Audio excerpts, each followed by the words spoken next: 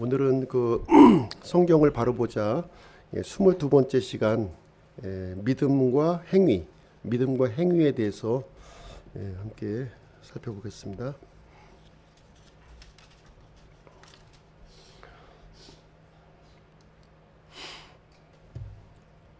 우리가 구원을 믿음으로 받습니까? 행위로 받습니까? 믿음으로 받죠. 근데 성경에 보면 이렇게 좀 서로 이제 충돌되는 내용이 기록되어 있어요. 이제 로마서 3장 28절, 그러므로 우리는 사람이 율법의 행위 없이 믿음으로 의롭다 인정받는다고 결론을 내리노라. 그래서 많은 사람들이 로마서 이 말씀을 듣고 이제 믿음으로 이제 구원을 받는 그 은혜를 이제 누리게 되었습니다. 근데 야고보서를 보게 되면 정반대의 말씀이 기록되어 있죠. 정반대. 야고보서 2장 24절, 그런즉 너희가 보는 바와 같이 사람이 행위로 의롭다 인정받고 믿음만으로 인정받지 아니하느니라. 그래서 여기 보시면은 이제 믿음만으로는 안 된다는 거죠. 야고보서에 보시면 행위로 의롭다함을 받고 믿음만으로는 인정받지 아니하느니라. 그래서 성경 기록을 보면 이렇게 상충되는, 좀 빼고 싶죠. 이런 말씀은 빼면 안 됩니다. 그대로 보셔야 돼요. 그대로 보시고 이 말씀이 무엇을 뜻하는 것인지 우리가 이해하려고 그래야지 내 마음에 안 든다고 빼시면 안 돼요. 있는 그대로 보셔야 됩니다. 성경에 보시면 의롭게 된다. 이제 이 용례가 이제 나오는데요. 의롭게 된다고 하는 것이 이제 어떤 뜻으로 이제 사용되어졌느냐 이렇게 보시게 되면 두 가지 의미로 사용이 되는 거예요. 의롭게 된다. 의롭게 된다는 것이 두 가지 의미가 있다는 거예요. 두 가지 의미. 첫 번째는 우리가 이제 의롭게 되는 것을 얘기하는 것이고요. 그래서 이거는 이제 우리가 신분이나 위치를 이제 알려주는 거죠. 이것은 이제 율법의 행위로 되지 않고 예수 그리스도의 믿음으로 우리가 이제 의롭게 됩니다. 이것은 이제 내면의 의로움이라고 하는 것이고요. 의롭다 칭함을 받는 거예요. 이것을 얘기하는 것이고, 또 의롭게 된다고 하는 또 다른 용례가 있는 거예요. 이 첫 번째 용례로만 전부 사용되는 것이 아니라 두 번째 용례로도 이제 사용이 되고 있다는 것입니다. 옳다고 인정받는 거예요. 옳다고 인정받는 것도 의롭게 된다 이런 뜻으로 이제 성경에서 기록이 되어 있는 거죠. 이건 이제 그 신분이나 위치를 얘기하고 있는 것이 아니라 상태를 말하고 있는 거예요. 상태. 이것은 이제 그 인정받는 의로움이에요. 인정받는 의로움. 예수님도 의롭다고 인정을 받으셨죠. 의로운 그 신분, 위치에 계셨지만 또 예수님도 의롭다고 인정을 받으신 거예요. 누구로부터요? 사람으로부터, 또 하나님으로부터 인정을 받으신 겁니다. 그래서 이것은 이제 정당성이 입증된다 이런 뜻을 이제 갖고 있고요. 이것은 이제 보여지는 의로움이에요. 그러니까 내면의 의로움에 대해서도 얘기하고, 성경은 보여지는 의로움에 대해서도 얘기를 하고 있다. 두 가지 용례로 이것을 이제 우리가 구분을 할 수 있어야 되는 거예요. 구분을. 이것이 이제 신분이나 위치의 의로움을 얘기하고 있느냐, 아니면 이 상태적인 의로움을 우리에게 얘기해주고 있느냐 하는 것을 어떻게 구분해요?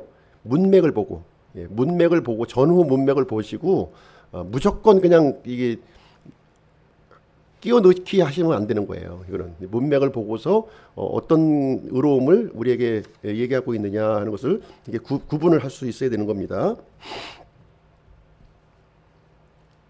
그러면 이제 에베소서 2장 10절 말씀을 보시게 되면, 우리는 그분의 작품이요 그리스도 예수님 안에서 선한 행위를 하도록 창조된 자들이니라. 하나님께서 그 선한 행위를 미리 정하신 것은 우리가 그 행위 가운데서 걷게 하려 하심이니라. 이제 하나님께서 우리를 이제 구원을 주셨는데요. 이것은 누구의 작품이라고요? 하나님의 작품이라는 거예요. 사람의 작품이 아니라 하나님의 작품이다. 이 하나님의 작품으로 우리를 이제 만들어 주신 목적이 있다는 거죠. 구원을 주신 목적이 있는데, 그 목적은 뭐냐면, 이제 구원 받았으니까 이제 마음대로 살아도 된다. 이것을 얘기하고 있는 것이 아니라 이 하나님의 목적이 있다는 거예요. 우리 작품으로 만들어 주신 그 값비싼 대가를 이제 치르셨잖아요. 하나님께서 치르시고 우리를 구원해 주셨다면 목적이 있는 거예요. 우리가 그 시장에 가서 비싼 값을 지불하고 물건을 샀다면 뭐 목적이 있을 거 아니에요. 그냥 심심해서 사신 분도 있을지 모르겠지만 대부분의 경우는 그런데 돈을 많이 안 쓰죠. 그렇죠? 예, 비싼 값을 내가 줬다면 그 어떤 소용되는 그 용도를 이제 염두에 두고 이제 구매한 거예요. 하나님도 마찬가지죠. 우리를. 그래서 이제 그 목적이 뭐냐, 구원을 하신 목적이 뭐냐면 선한 행위를 하도록 하기 위해서, 우리로 구원받은 사람들이 선한 행위를 하도록 이제 구원 받았음에도 불구하고 이 선한 행위를 안 한다면 그 목적이 어긋난 거죠. 예, 목적이 어긋났다 이렇게 얘기하는 거예요. 그래서 이 로마서와 야고보서가 얘기하는 이 의로움은 이걸 구분할 수가 있어야 되는 거예요. 이 구분을 어떻게 구분하느냐? 로마서는 어떻게 사람이 의롭게 될 수 있느냐, 이거를 가르쳐주고 있는 책이에요. 어떻게 사람이 의롭게 될 수 있느냐? 율법의 행위로는 안 된다는 거죠. 예, 하나님 앞에 어떤 율법의 행위로도 의롭게 될 수 있는 사람이 없다. 그래서 믿음으로 의롭게 된다는 거예요. 믿음으로, 믿음으로 의롭게 되는 길을 우리에게 알려주신 것이 로마서가 되겠습니다. 그러면 야고보서는 어떤 내용을 기록하고 있느냐? 구원받은 사람이 이제 의롭게 된 사람이죠. 믿음으로 의롭게 된 사람들이 어떻게 살아야 되느냐, 그 얘기를 알려주고 있는 거예요. 예, 그 얘기를. 그래서 이 야고보서는 이 구원받은 사람들에게 마땅히 나타나야 될 그 열매가 있다는 거죠. 예, 마땅히 우리가 포도나무를 심었다면 마땅히 그 포도나무에서 좋은 열매를 기대하고 심었을 거 아니겠습니까? 그와 같은 것이라는 거예요. 그 야고보서는 구원받은 사람의 열매, 선한 행위에 대해서 지금 얘기를 해주고 있다.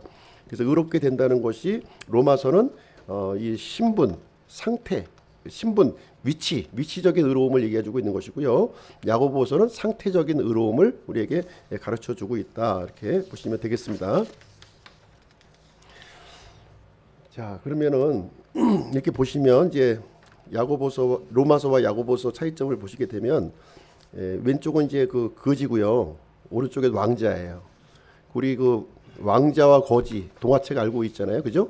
그래서 이제 이 가운데 있는 이 산은 이제 구원이에요, 구원인데 이 거지가 이제 왕자가 되기 위해서는 뭐가 필요해요? 믿음이 필요한 믿음이 필요한 거예요, 믿음. 그래서 그거는 이 내용을 이제 로마서가 알려주고 있는 것이고요. 야고보서는 이미 왕자가 됐어, 내가. 왕자가 됐어요. 왕자가 됐으면은 이제 어떻게 이제 내가 그 살아야 될 것인가?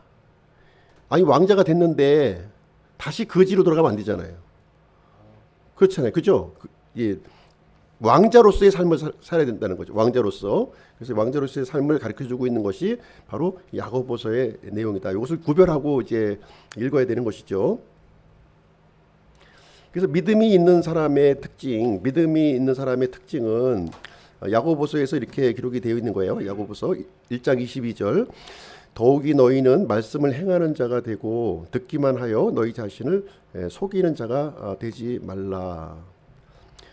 우리는 이제 구원받기 전에는 말씀을 행할 수가 없었어요. 행할 능력이 없었다는 거죠. 예. 이제 앞선 그림에 보면 이제 거지는 왕자의 그 삶을 살 수가 없었어요. 그렇죠? 불가능하죠. 왕자가 아니니까 살 수 있는 능력 자체가 여건이 안 된 거예요. 근데 이제 이미 왕자가 된 사람은 이제 그 왕자로서의 삶을 이제 요구가 되는 거예요. 이것은 요구가 되는 겁니다. 그래서 이 말씀을 이제 행할 수 있는 그런 존재가 되었다는 것이죠. 그래서 단지 이제 듣기만 해서는 안 된다는 거. 이제는 구원받기 위해서는 우리가 들어야 됐어요. 들어야 됐고 그래서 믿어야만 됐다는 거죠. 그죠? 근데 이제 구원받은 이후에는 구원받기 전처럼 계속 듣고만 있으면 안 돼. 이제는 이제 들은 말씀을 행하는 자가 되어야 된다. 그래서 자신을 속이지 말라는 거죠. 이제 믿음의 열매를 맺으라는 거예요. 과거에는 믿음의 열매를 맺을 수가 없었어요, 이제. 그러나 지금은 믿음의 열매를 맺을 수 있게끔 모든 여건을 하나님이 마련해 주셨기 때문에 이제 그 열매를 맺으라는 것이 이제 되겠습니다. 그러면 이제 그 야고보서는 이제 우리에게 참된 믿음과 거짓 믿음을 이제 알려주고 있죠. 참된 믿음은 무엇이고 거짓 믿음은 무엇인가? 이것을 이제 그 비교를 해주고 있는 거예요. 비교. 야고보서는 비교를 해줍니다. 참된 믿음은 뭐냐? 반드시 열매가 있다는 거예요. 믿음의 열매가 이제 있다는 거죠. 그 거짓 믿음은 열매가 없어요. 열매가 없는 겁니다. 그리고 참된 믿음은 이게 선한 행위가 나타나요. 이 선한 행위라고 하는 것은 이제 누차 반복해서 말씀드리지만 도덕 율법적인 선한 행위를 얘기하고 있는 것이 아니에요. 예, 하나님께 속한 행위, 하나님께 속한 행위를 우리가 선한 행위라고 하는 것입니다. 하나님의 말씀에 반응하는 거죠. 하나님의 말씀에 반응하는 겁니다. 그리고 참된 믿음은 살아있는 믿음, 살아있는 믿음이고요. 거짓 믿음은 죽은 믿음이에요. 죽은 믿음. 그리고 참된 믿음의 특징은 이 죄를 조심해요. 죄 짓는 것을 조심해요. 완벽하다는 건 아니에요. 죄에 대한 태도가 틀리다는 거예요. 죄에 대한 태도가. 거짓 믿음은 내가 지은 죄를 합리화해요. 다 짓는데 모든 사람들이 내가 조금 지었다고 한들 무슨 상관이 있냐, 이런 태도를 갖는 거죠. 그리고 참된 믿음은 하나님을 두려워합니다. 하나님에 대한 이 태도가 바뀐 거죠. 그러나 거짓 믿음은 하나님에 대한 두려움이 없는 거예요. 막 나가는 거죠. 입으로는 이제 고백했을지 모르겠지만 하나님과 죄에 대한 태도가 이게 분명히 구분된다는 거예요. 이게 참된 믿음을 가지고 있는 사람은 죄를 조심하고 하나님을 두려워하는 마음이 있어요. 근데 이 참된 믿음이 없는 사람은 그냥 이렇게 별 중요성을, 가치를 못 느끼는 거예요. 그건 뭐 중요해. 오늘 안 하면 내일 하면 되지. 꼭 오늘 해야 돼. 이런 식으로 가볍게 여기는 거죠. 가볍게 여기는 거예요. 내가 이 하나님의 말씀에 대해서 가볍게 여기느냐, 이거를 굉장히 무겁게 내가 받아들이느냐 하는 것은 본인 스스로가 알 수 있는 거예요. 이거는요. 본인 스스로가. 그리고 참된 믿음을 가진 사람은 마음으로 고백한 사람이에요. 마음으로. 마음의 변화가 있는 거죠. 이 마음의 변화가. 그리고 거짓된 믿음을 가지고 있는 사람은 이제 입술로만 고백하고, 입술로만, 입으로 립서비스한 거죠. 립서비스. 그리고 참된 믿음을 가진 사람은 이런 어떤 행동을 할 때 자발적인 동기가 있다는 거예요. 그 마음 속에 자발적인 동기가. 근데 거짓 믿음을 가지고 있는 사람은 이렇게 의무감에 사는 거예요. 의무감이나 이제 다른 사람 보이기 위한 용도로 이렇게 하는 거죠. 그리고 참된 믿음은 이렇게 일하는 믿음으로 나타납니다. 일하는 믿음. 그리고 거짓 믿음은 속이는 이런 믿음으로 이렇게 나타난다. 차이점을 이제 이렇게 좀 구분하고 있습니다. 야고보서가 이 얘기를 알려주고 있는 거예요. 야고보서. 자, 그러면 이제 믿음에 대해서 한번 볼게요. 성경에서 얘기하고 있는 이 믿음에 대한 정의를 알려주고 있는 것이 히브리서 11장 1절입니다. 히브리서 11장 1절. 한편 믿음은 바라는 것들의 실체요 보이지 않는 것들의 증거니. 성경은 이제 믿음을 이렇게 정의하고 있는데요. 바라는 것들의 실체, 보이지 않는 것들의 증거. 근데 우리가 대충 우리가 일반적으로 생각할 때 믿음이 이렇게 추상적입니까? 구체적입니까? 좀 추상적으로 들리죠. 추상적인 것처럼 이제 생각이 들어요. 눈에 안 잡히잖아요. 이게 안 잡혀. 근데 성경에서는 분명하게 손에 잡힌다고 그러는 거예요. 손에 잡히는 게 믿음이에요. 손에 잡히는 게. 그래서 이 바라는 것들의 실체는 뭐냐? 아직 이루어지지 않았어요. 분명히 안 이루어졌어. 근데 성경에서는 실체라고 그러잖아요. 왜 실체가 됩니까? 이 믿음이 하나님의 약속이기 때문이에요. 하나님의 약속이기 때문에. 하나님의 약속은 반드시 이루어지는 거예요. 한 번도 어긋난 적이 없어. 확실하게 이루어지는 거예요.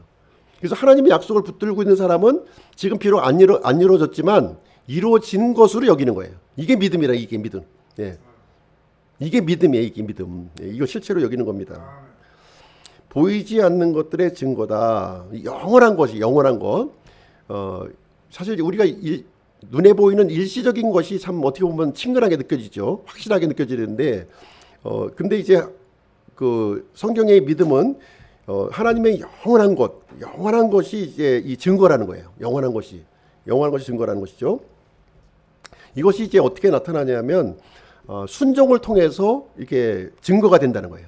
순종. 내가 지금 하고 있는 이 순종, 지금 이제 이 하나님의 말씀에 대해서 순종하고 있는 이 행위 자체가 영원한 곳을 붙들고 있다는 증거라는 거죠.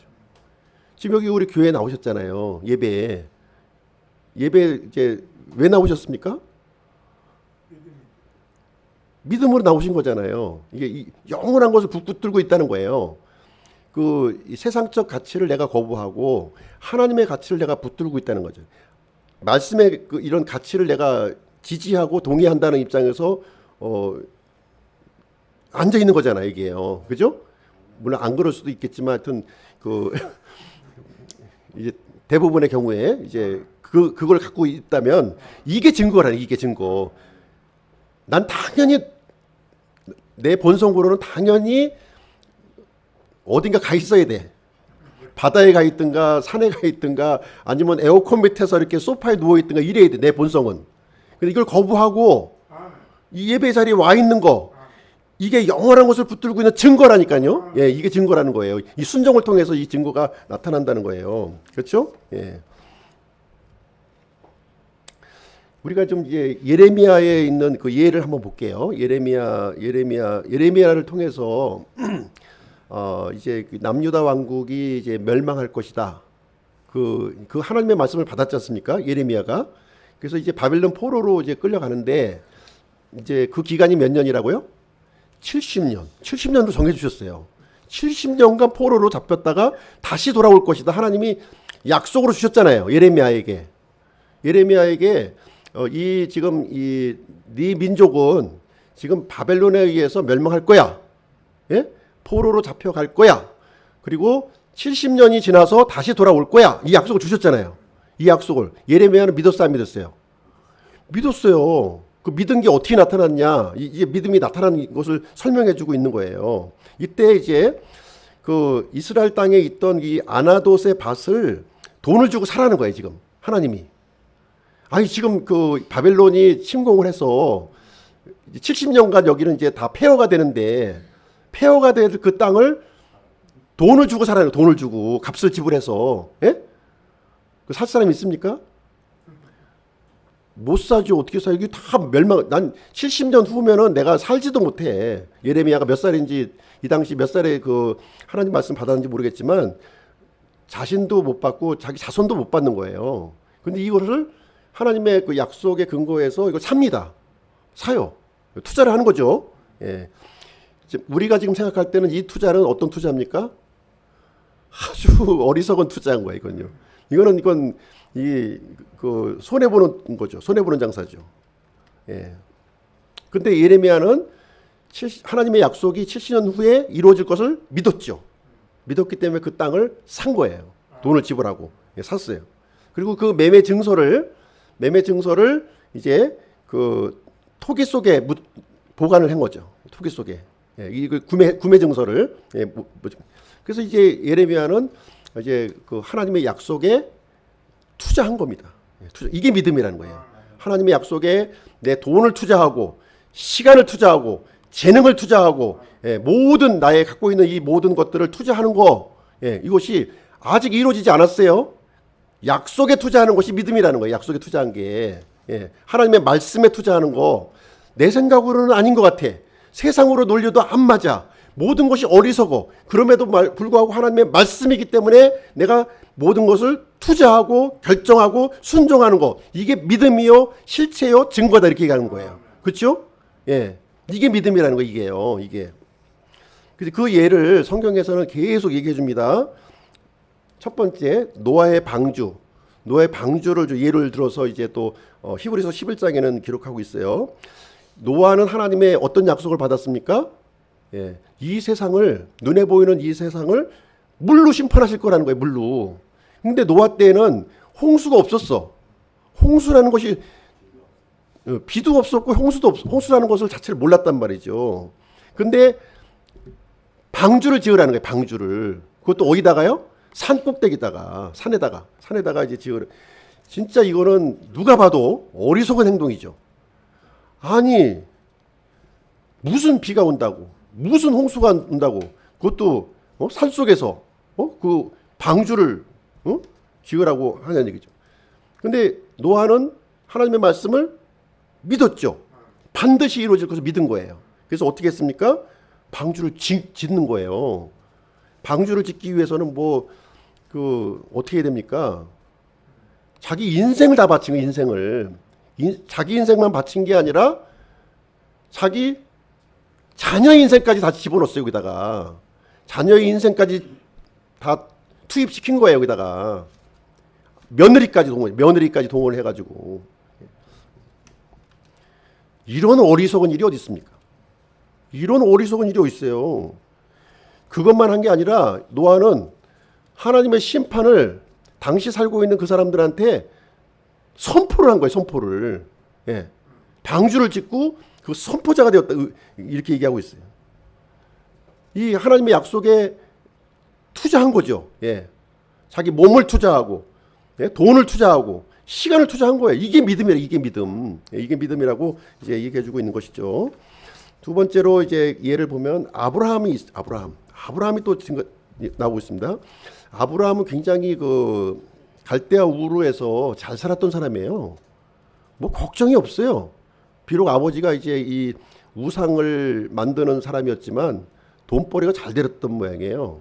굉장히 잘 살았던 그 우르에서 산다 그러면 그냥 아무 걱정 없이 살 수 있었던 사람이었습니다. 근데 어느 날 하나님께서 내가 살고 있던 그 고향 친족 땅을 떠나라는 거예요. 아니 여기 사는데 아무런 불편한 게 없는데 떠나라는 거예요. 이 아브라함은요, 이 하나님의 그 말씀에 자신의 모든 걸 투자했어요. 재산도 투자했고 자신의 모든 일생까지도 다 투자를 여기에 진행을 했습니다. 그 경험하지도 못했던 그 땅, 어디로 갈 바를 알지도 못하고서도 그 땅으로 이제 갔다고 성경은 말씀을 해주고 있습니다. 그래서 이 하나님의 약속의 말씀에 어떤 인간적인 어떤 논리, 세상적인 가치 거기에 흔들리지 아니하고 그 말씀이 이루어질 것을 믿고 이제 내 시간과 모든 것을 투자하는 것이 바로 이제 믿음이다. 성경은 우리에게 얘기해주고 있습니다. 또 모세의 경우도 또 얘기해주고 있어요. 모세도 사실 그 이집트 왕궁에서 왕자 아니었습니까? 그냥 왕자로 살면 왕위는 이어받지 못할지는 모르겠지만, 왕위는 이어받지 못할 수도 있었겠죠.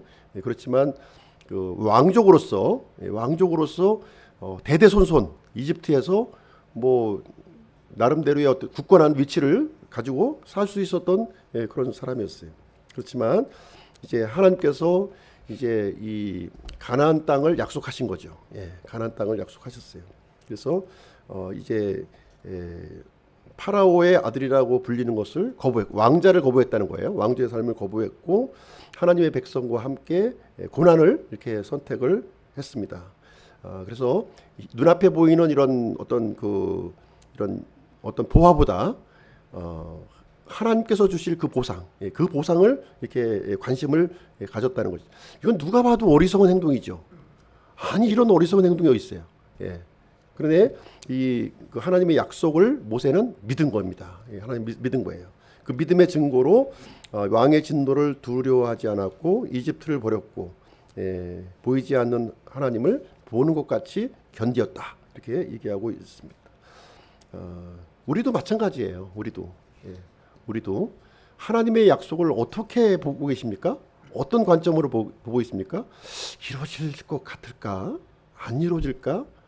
나한테는 다른 사람의 성경에서는 이루어졌을지 모르겠지만 나한테 과연 이루어질까? 이 믿음이 있습니까? 이 믿음이 있으면 달라진다는 거예요. 올인하는 거예요. 올인. 자기 인생 올인하는 겁니다. 양다리 걸칠 수가 없어요. 여기서는 고칠 수가 없어요. 절대 불가능합니다. 이거는 이거를 알면 불가능한 거예요. 성경에서는 이것을 분명하게 얘기해주고 있습니다. 라합의 경우도 또 이게 라합도 설명해주고 있는데요. 라합은 이 라합은 그 이방인이었죠. 여리고성에 살고 있었던 그 이 창녀 라합으로 지금 소개를 하고 있습니다. 창녀 라합이었는데 소문을 들은 거예요. 소문. 어떤 소문을 들었냐면 이스라엘 백성에 대한 소문을 들은 겁니다. 이스라엘 하나님께서 이스라엘 백성들을 이집트에서 이렇게 구출하시고 홍해를 건너고 광야를 또 지나서 지금 이제 가나안 땅을 향해서 오고 있고 이 여리고성을 이제 그 이스라엘 백성들에게 허락하셨다. 하나님께서 허락하셨다고 하는 그 말씀을 들은 거예요. 그 말씀을 믿은 거죠. 믿어서 어떻게 했습니까? 두 정탐꾼을 이제 그 숨겨 주었고요. 그 이스라엘의 하나님을 이제 자신의 하나님으로 이렇게 고백을 하게 되었습니다. 그래서 결국은 이제 라합은요, 이제 창에 주홍색 줄을 매달고 온 가족이 구원받는 이야기가 기록되어 있습니다. 자, 그러면 이제 그리스도인을 한번 보겠습니다. 로마서 1장 16절. 로마서 같이 한번 읽어보실까요? 좀 졸리시죠? 같이 한번 읽어보겠습니다. 시작. 내가 그리스도의 복음을 부끄러워하지 아니하노니 이는 그 복음이 믿는 모든 자에게 구원을 주시는 하나님의 권능이기 때문이라. 먼저는 유대인에게요 또한 그리스인에게로다. 이 복음이 그리스도의 복음이 믿는 모든 자에게 구원을 주시는 하나님의 능력이 되심을 믿습니까? 믿으세요? 다른 사람은 구원해 줄지 몰라도 나까지 구원해 줄까? 이렇게 의심하지 않습니까? 하나님은요 이 복음을 믿는 자에게 구원을 약속해 주신 거예요. 약속해 주셨어요. 믿음이란 뭐예요? 이 약속이 나에게 성취되었음을 믿는 거예요. 이미 성취되었음을 믿는 거예요.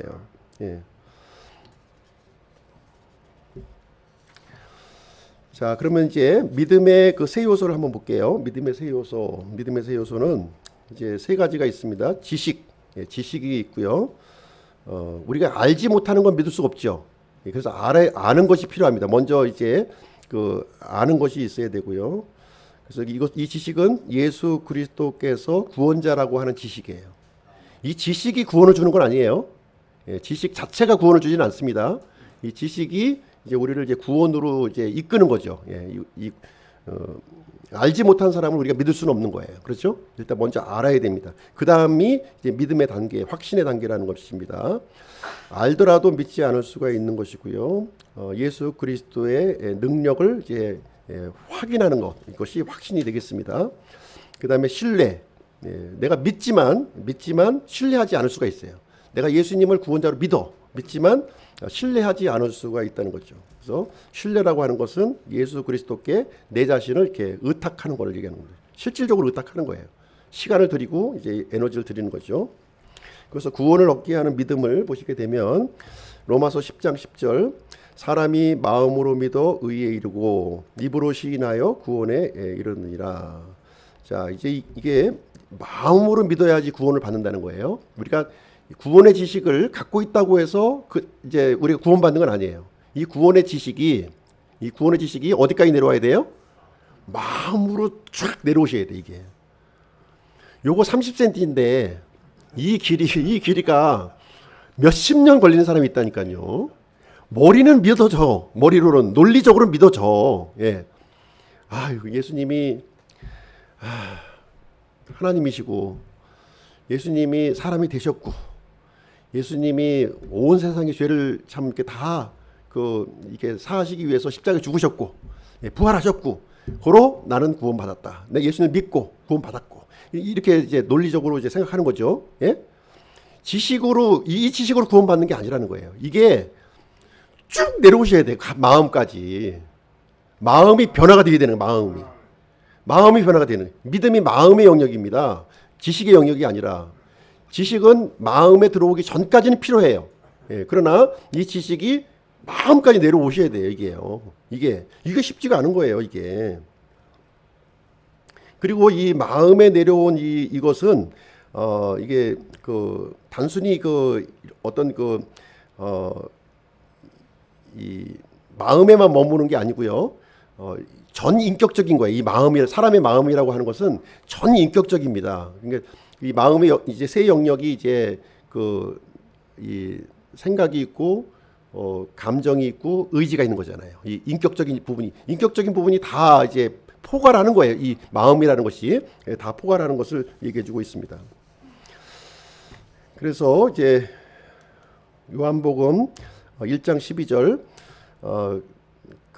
그분을 받아들인 자들 곧 그분의 이름을 믿는 자들에게는 다 하나님의 아들들이 되는 권능을 그분께서 주셨으니, 여기서 이제 예수님의 이름을 믿는 자와 예수님을 받아들인 자를 이제 같이 얘기하고 있죠. 같이. 예? 같이 예수님의 이름을 믿는 자 그리고 예수님을 받아들인 자, 이걸 같은 등식으로 이렇게 놓고 있습니다. 그래서 예수님의 이름을 우리가 믿는다 하는 것은 예수님을 이렇게 하나님으로 받아들인 사람이라는 거예요. 하나님으로. 예. 그리고 예수님을 나의 구원자로 받아들인 거예요. 예수님을 새로운 주인으로 이렇게 받아들이는 겁니다. 그러니까 이제 오늘 오전 시간에 이제 예수님에 대해서 말씀드렸잖아요. 예수님은 교회의 머리가 되시죠. 그리고 교회의 또 남편이 되시는 거예요. 또 교회의 주인이 되시는 거예요. 그러니까 예수님을 어떻게 받아들이냐면 교회의 머리요, 그 다음에 우리의 남편이요, 또 우리의 새로운 주인으로 이제 받아들이는 것이 예수님을 믿는 거라는 거예요. 단순히 지식적으로 내가 이제 하는 것이 아니라 실질적으로 그분을 실체적인 주인으로 나를 이제 내가 받아들이는 겁니다. 그것이 믿음이라는 것이죠. 믿음. 그래서 예수 그리스도를 알고 뿐만 아니라 확신하고 신뢰하는 것을 여기서 얘기해주고 있습니다. 그때 이제 하나님께서는 우리를 이제 하나님의 아들이 되는 권능을 하나님께서 부여해 주시는 거예요. 그 신분을. 내가 신분을 쟁취하는 것이 아니라 하나님이 주시는 겁니다. 하나님이 나에게 하나님이 주시는 거예요. 그래서 이제 여기 보시게 되면 믿음이 이제 뿌리예요. 뿌리. 믿음이 뿌리고요. 그리고 이제 이 하나님의 말씀이 이제 사실입니다. 하나님의 말씀이 사실이고요. 그리고 열매는 이제 이 감정으로 이제 표현이 되고 있죠. 감정. 그러니까 무슨 얘기냐면 하나님의 말씀, 보이지 않는 하나님의 말씀이죠. 하나님의 말씀을, 하나님의 언약을 내가 이제 믿음으로 이렇게 붙잡게 되면 이제 이런 감정이라는 열매, 행위라는 열매가 이렇게 맺혀진다고 하는 사실입니다. 이제 행위 감정이라는 열매가 이제 그 처음에는 좀 미약할 수는 있어요. 미약할 수도 있지만 사실이 분명하고 믿음이 분명하면 그 행위라고 하는 열매가 이게 자동적으로 이게 맺으려고 내가 노력해서 되는 것이 아니라 자동적으로 맺게 된다는 것을 얘기해주고 있습니다. 자, 믿음에 대해서 이제 말씀을 드렸고요. 이제 두 번째로 행위를 한번 보겠습니다. 행위. 그럼 행위는 뭐냐? 행위. 마태복음 16장 27절 같이 한번 읽어보실게요. 시작. 사람의 아들이 자기 아버지의 영광 속에서 자기 천사들과 함께 올 터인데 그때 그가 각 사람에게 그의 행위대로 갚아주리라. 예수님이 이제 재림하시죠. 예수님 재림하시는데 그때는 각 사람에게 행위대로 갚아주신다. 행위대로 갚아주신다. 이렇게 말씀해주고 있어요. 이 행위 자체는 구원에 영향을 주지 않습니다. 믿음으로 우리가 구원받는 거예요. 믿음으로 구원받는데 이 행위에 대해서 이제 어떻게 얘기하고 있느냐는 것을 한번 보겠습니다. 불신자의 행위가 있겠죠. 첫 번째로 불신자의 행위. 불신자의 행위는 형벌을 받게 됩니다. 형벌. 불신자의 행위로는 형벌을 받아요. 그래서 이제 저주의 등급이 맺어집니다. 저주의 등급이. 불신자의 행위는 많이 죄를 지은 사람이 있고요. 적게 지은 사람이 있잖아요. 그렇죠? 예, 어디야 지금 푸틴과 같이 아주 그 많은 죄를 지은 사람이 있어요. 또 어떻게 보면 이제 하나님을 믿지는 않지만 죄를 이렇게 심각한 죄를 안 지으신 분들이 있어요. 그렇죠? 근데 이 사람들이 어떻게 되느냐? 저는 동일한 형벌을 받는다고 생각하지 않아요. 예. 비록 불신자이지만 지옥에 가는 그 형벌을 다 받지만 지옥의 등급이 좀 아마 더 심하고 좀 약간 덜 할 수 있다고 저는 이제 그 생각을 합니다. 제 개인적인 생각입니다. 신자의 행위를 한번 보시게 되면 신자의 행위에 대해서는 형벌이 없어요. 형벌은 묻지 않아요. 하나님께서 묻지는 않으신데 보상만 주십니다. 보상을 받을 수도 있고 잃을 수도 있어요. 이것은 잃을 수도 있는데 이 그 신자의 행위에 대해서는 영광의 등급을 결정합니다. 영광의 등급을. 그 성경에는 이건 분명하게 명시되어 있어요. 불신자의 그 이 행위에 대해서는 저주의 등급이 성경에는 명시가 안 돼 있어요. 그러나 신자의 행위에 대해서는 이 그 영광의 등급이 분명히 다르다. 이렇게 이제 표현하고 있는 거죠. 해의 영광이 있고 달의 영광이 있고 이 또 별의 영광이 있다고 이제 분명히 얘기해주고 있어요. 그래서 저는 이제 이걸 근거로 해서 불신자들도 자신의 어떤 행위에 대해서는 구원은 이제 못 받았지만 이 저주의 등급이 결정될 것으로 저는 생각을 개인적으로 하고 있는 것입니다. 그래서 모든 불신자들은요 신왕좌 심판에 설 거예요. 신왕좌 심판. 예. 거기서 이제 그 아마 하나님의 준엄한 그 책들에 기록된 대로 그 행위에 따라서 심판을 받게 동일한 심판을 받는다면 굳이 뭐 이렇게 책들에 기록된 대로 이렇게 심판을 집행하지는 않겠죠. 아마 이제 그 책들에 기록된 많은 그 이 죄의 경중을 아마 따지게 될 것으로 생각을 합니다. 반면에 모든 신자는 어디에 서게 되냐면 그리스도의 심판석에 서는 거예요. 예, 그리스도의 심판. 이 그리스도의 심판석은 이 벌을 주는 심판석은 아니고요. 이 보상의 심판이 집행되는 곳이죠. 예, 보상의 심판을 받기도 하고 거기서는 또 보상의 손실도 있을 수 있어요. 예, 내가 이제 열심히 예수님을 믿었는데 막판에 가서 이렇게 또 아주 그 보상을 다 잃어버린 사람 있죠. 그렇죠. 그런 사람도 있고 어떤 사람은 이렇게 잘 믿지 않았는데 초기에는 그래서 인생의 후반전에 가서 또 이렇게 회복하고 또 잘 믿는 사람이 있다는 거죠. 그렇죠. 이런 사람들이 아마 거기서 그리스도의 심판석에서 아마 그런 내용들이 이렇게 판가름이 이렇게 나지 않을까 생각을 합니다. 그래서 고린도전서 3장 11절 15절에 보시게 되면 신자의 심판에 대해서 우리에게 언급하고 있는 내용이에요. 여기서 이제 그 예수 그리스도의 이 기초 위에서 우리가 이제 금이나 은이나 보석 이것을 세운 사람들은 보상을 받게 되고요. 반면에 나무나 건초나 집과 같은 것을 세운 사람들은 이제 보상의 손실을 받게 된다. 이것을 얘기해주고 있는 거예요. 그래서 이 금이나 은이나 보석을 이렇게 세운 사람은 어떤 사람이냐면 주님의 뜻대로 살아간 사람이에요. 하나님의 말씀에 이렇게 반응해서 살아간 사람을 얘기하고 있는 것이고, 나무나 건초나 짚을 세운 사람은 하나님의 말씀과 상관없이 자기 생각대로 살아간 사람, 자기 생각대로. 그러니까 다 이제 보상의 손실을 거기서 이제 당하게 된다는 것을 얘기해주고 있습니다. 그런 사람들은 15절에 보니까 구원을 받되 불에 의해 받는 것과 같으리라. 그러니까 보상이 전혀 없는 구원, 부끄러운 구원을 이제 받게 된다는 내용이 되겠죠. 그래서 성경은 신자의 행위에 대해서는 이렇게 좀 이제 이렇게 자세하게 좀 다룹니다. 자세하게 다루는 거예요. 대부분이 이 부분을 다루고 있는 거예요. 대부분이 성경의 대부분이 이 신자의 그 삶에 대해서 어떻게 하나님을 섬겼느냐, 그 부분을 이제 다루고 있습니다. 자, 신자의 행위를 이렇게 보시게 되면 금이나 은이나 보석, 이것은 예수 그리스도와 이제 관련이 있는 거예요. 관련된 그런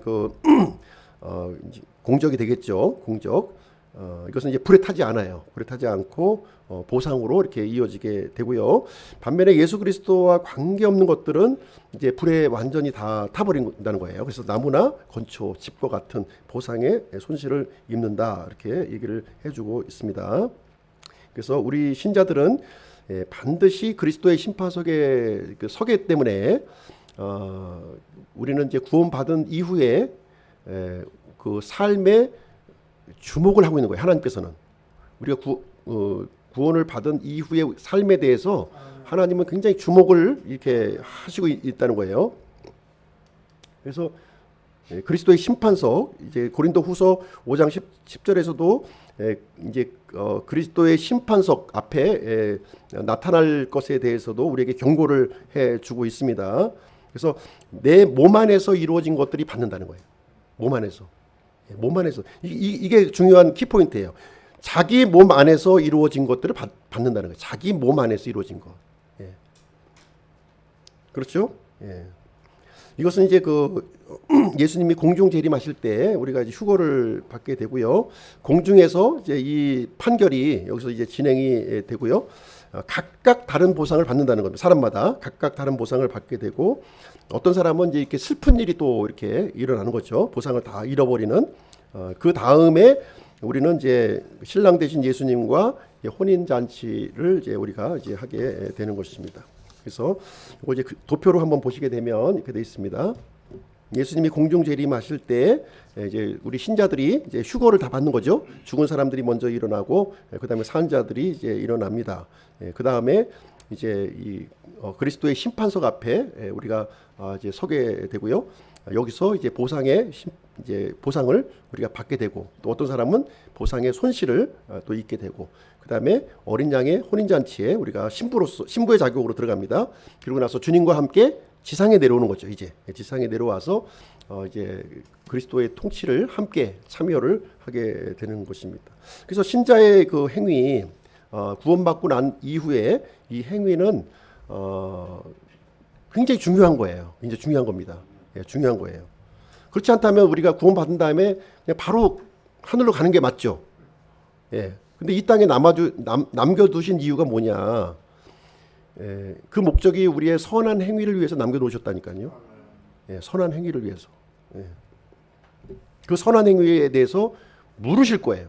왜? 하나님은 비싼 값을 주고 우리를 사셨기 때문에. 예. 비싼 값을 주시고 그 목적을 가지고 사셨기 때문에 그렇습니다. 예. 그래서 이 믿음은 행위로 입증이 된다는 거예요. 입증이. 로마서 12장 1절에 보시면 같이 한번 읽어보실게요. 같이 시작. 그러므로 형제들아 내가 하나님의 긍휼에 힘입어 너희에게 간청하노니 너희는 너희 몸을 거룩하고 하나님께서 받으실 만한 살아있는 희생물로 드리라. 그것이 너희의 합당한 섬김이니라. 이 합당한 섬김을 이제 얘기하면서 어떻게 하냐면 너희 몸을 드리라고 했어요. 마음을 드리라고 그러지 않았어요. 마음을 드려라 그러지 않고 몸을 드리라. 몸을. 예, 몸을. 이것은 우리 살아있는 몸을 얘기하고 있는 거죠. 이 몸을 얘기하고 있습니다. 그래서 이 몸을 어떻게 하냐면 이제 하나님께로 구별시키라는 거예요. 세상에 그냥 이렇게 나를 이렇게 동화시키지 말고 이 세상으로부터 떼어내서 이렇게 구별시키라는 거예요. 왜? 우리를 이제 거지의 신분이었지만 왕자의 신분으로 바꿔 줬잖아요. 근데 예전에 거지로 살던 그 시대에 그 세상에 계속 나를 머물러 있지 말라는 거죠.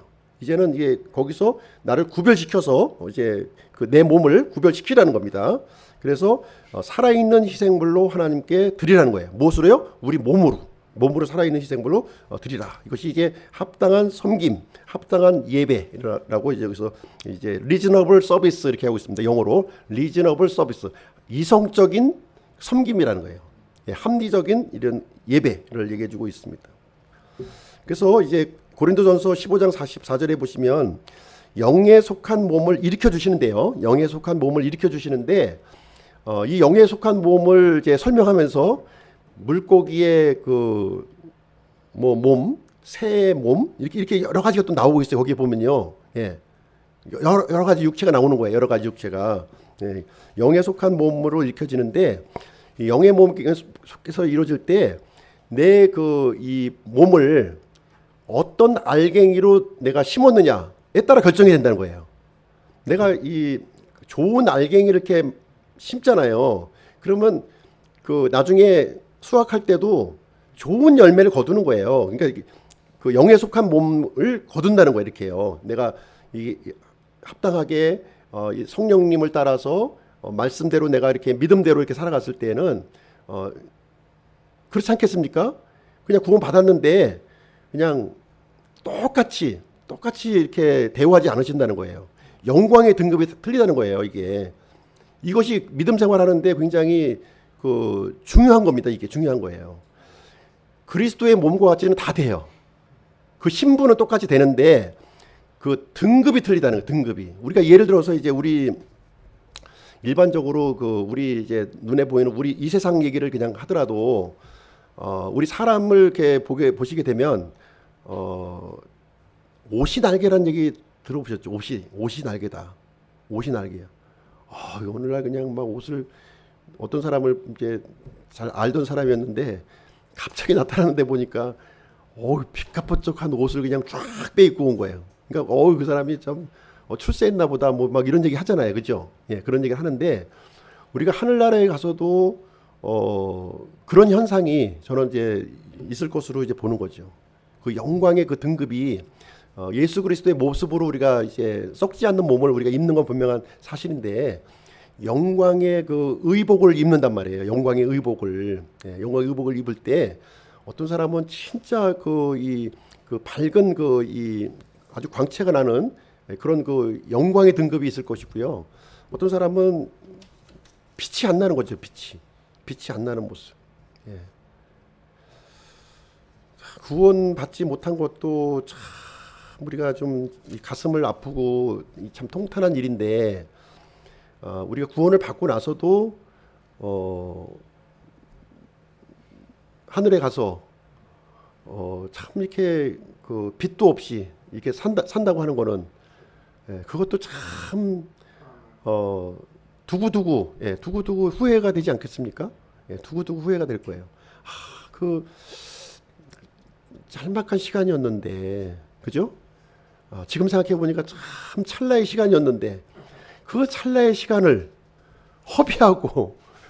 허비하고 이렇게 살았을까? 내가 믿음을 지키지 못하고 살았을까? 이런 이 아쉬움과 회한을 살아가야 될 거 아닙니까? 그렇죠? 예. 참 말씀대로 살았어야 되는데. 그래서 이제 성경은 이제 계속 반복해서 이제 얘기하고 있는 것이고요. 로마서 12장 2절도 한번 같이 읽어보겠습니다. 시작. 너희는 이 세상에 동해되지 말고 너희 생각을 새롭게 함으로 변화를 받아 하나님의 그 선하시고 받으실 만하며 완전하신 뜻이 무엇인지 검증하도록 하라. 예, 검증하라는 건데요. 검증. 예, 이 검증하라는 것이 이제 우리 마음을 검증하라는 것이 아니고요. 지금 이제 너희 몸을 드리라고 그랬잖아요. 1절에요. 1절에 드리라고 그랬으니까 이 몸으로 우리가 어떻게 드려졌는지를 검증하라는 거죠. 검증하라. 예, 구원받은 이후에 구원받기 이전에 이 잘못한 거에 대해서 묻지 않으세요. 예, 그러나 구원받은 이후에 잘못한 것에 대해서도 이제 하나님은 묻지 않으십니다. 그러나 이렇게 하나님 앞에 구별되어지고 드려진 거에 대해서는 분명하게 이거는 사도 바울도 굉장히 안타까운 심정으로 지금 얘기하는 거예요. 이제 로마에 있는 이 성도들에게 너희들 구원받았다고 그냥 참 이렇게 자만하고 이렇게 잊지 말라는 거죠. 그거를 얼마나 무겁게 이 땅의 삶을 살아야 할 것인가 하는 것을 생각을 하라는 것입니다. 그래서 마태복음 7장에서도 이렇게 표현하고 있습니다. 같이 한번 읽어보실게요. 시작. 좋은 나무가 나쁜 열매를 맺을 수 없고 변질된 나무가 좋은 열매를 맺을 수 없느니라. 좋은 열매를 맺지 아니하는 나무마다 찍혀 불 속에 던지나니 그러므로 너희가 그들의 열매로 그들을 알리라. 그래서 좋은 나무인지 변질된 나무인지 잘 구별이 안 돼요. 그렇죠? 근데 뭐로 알 수 있다고요? 거기서 맺혀지는 열매를 가지고 알 수 있다는 겁니다. 예수님이 이제 하신 말씀이에요. 이거는 예수님께서 분명히 이제 하고요. 우리가 이제 이 하나님께서 우리에게 구원을 이제 이렇게 주셨으면 이제 이 구원에 대한 합당한 열매를 맺는 책임은 우리에게 있는 거예요. 구원받은 사람에게 그 책임을 물으시겠다는 거예요. 책임을.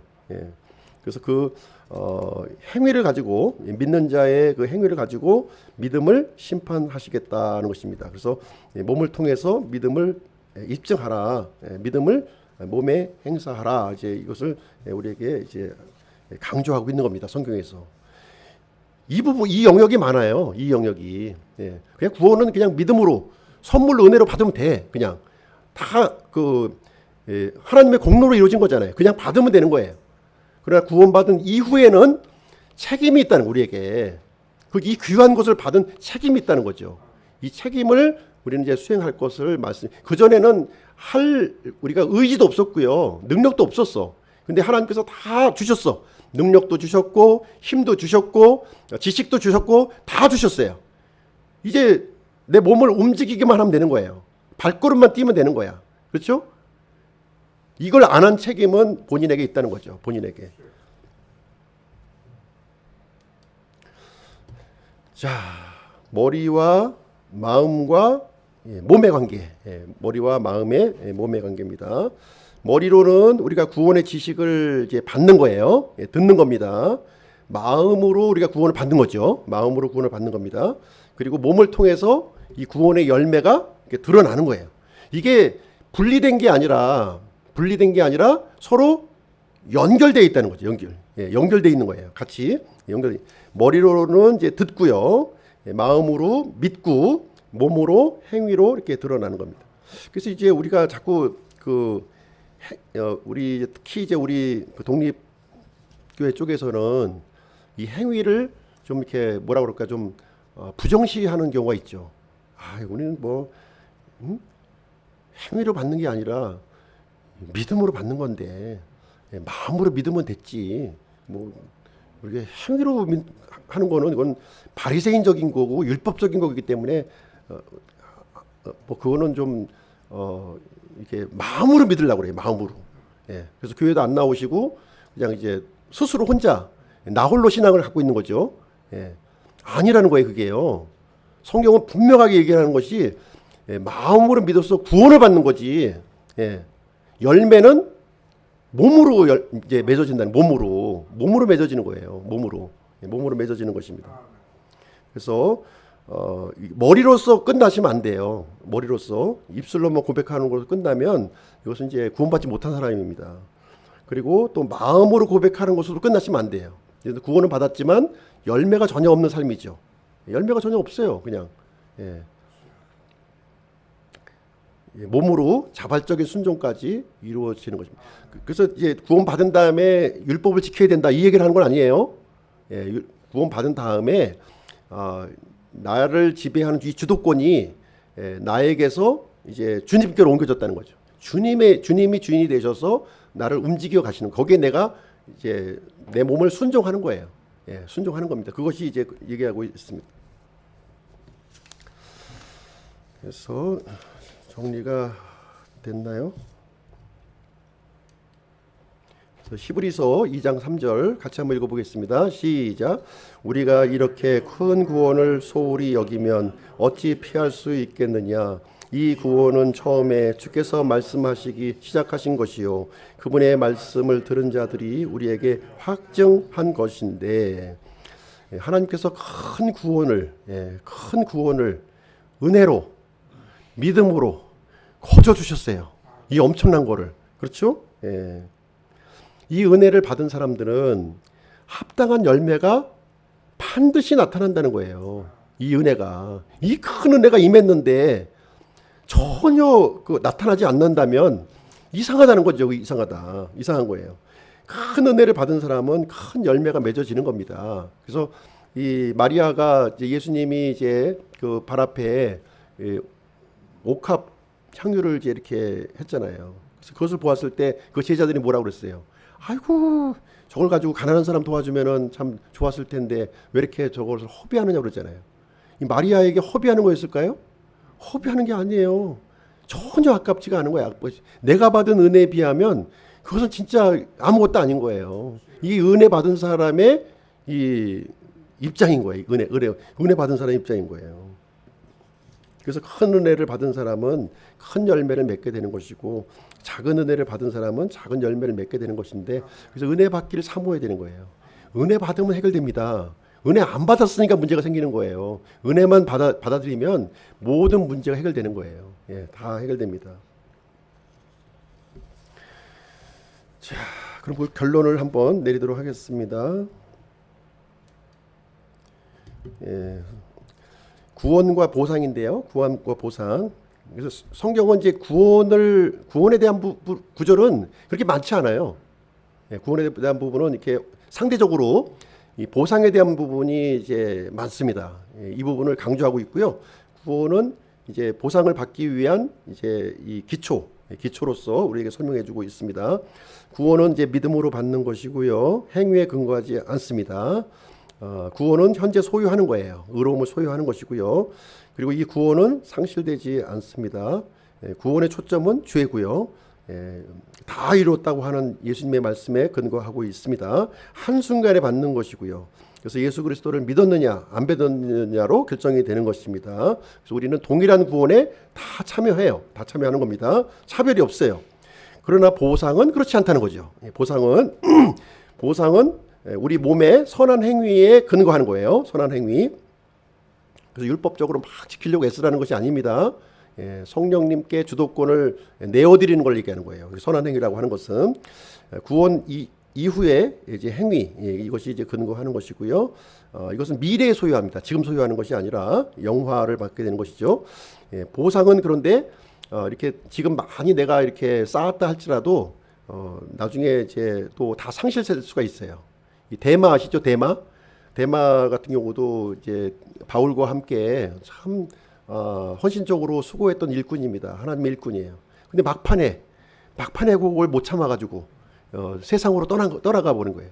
그러니까 보상을 다 잃어버릴 수밖에 없는 거죠. 다 잃어버리는 거예요. 그래서 보상의 초점은 섬김입니다. 섬김에 있습니다. 그래서 잘하였다, 신실한 종아 이런 말을 듣게 될 것이고요. 이 보상은 인생의 전 기간을 통해서 얻어지는 것이 되겠습니다. 내가 예수 그리스도 안에 거했느냐 안 거했느냐 하는 거예요. 예수 그리스도 안에 거했느냐 하는 것을 묻는 것이고요. 각각 다른 보상에 참여합니다. 어떻게 보면 선의의 경쟁자인 거죠.